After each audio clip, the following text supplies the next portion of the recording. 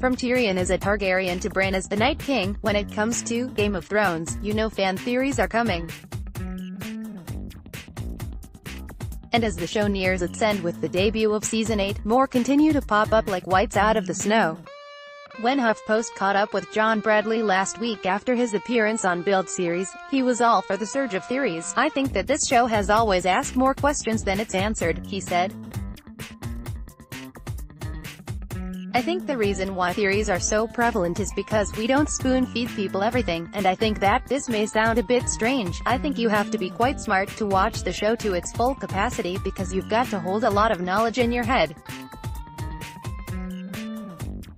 But also you've got to fill in a lot of blanks yourself, and I think the people online doing that is very flattering and just goes to show how committed our audience are." Much like his character Samwell Tarly is an expert on the history of Westeros, Bradley seems equally well versed on the fan lore. And, yes, he admits some of the theories are a little too close for comfort. Most of them, with regards to the final season and just with regards to the show in general, are wide of the mark and they're interesting, but they're just not right. "I just don't get it right on a purely factual level," he said. "But some of them you read and, well, they're actually dangerously close to the truth. Some you think are actually uncomfortably veering quite close to what actually happens. Here's the problem with your somewhat accurate fan theories. However, for everyone that's close, there are a million more that say something like, Varys is secretly a fishman. You take comfort from the fact that they're kind of in amongst all the nonsense, so as long as they're swamped by nonsense, as long as they're kind of the grain of sand on the beach of nonsense, then you're happy because you think people might take this, insert your favorite theory here, as being the truth," Bradley added. "They may take the theory that Lord Varys is a mermaid as the truth.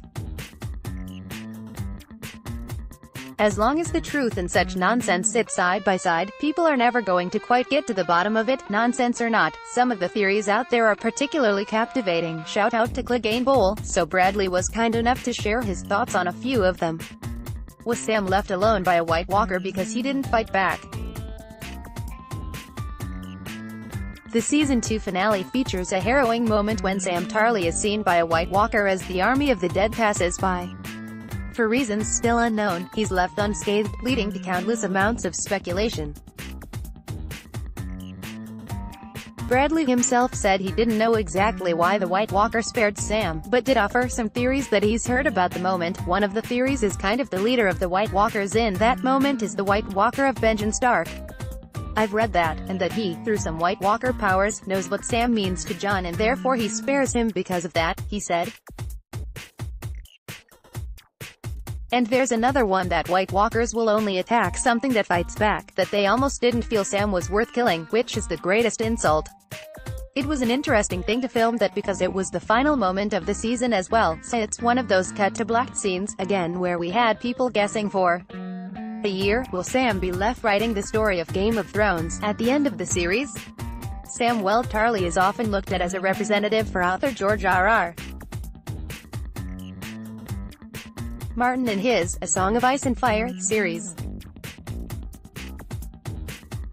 One popular theory is that, in the end the story will get very meta as Sam begins to write Martin's books, chronicling the stories of Westeros.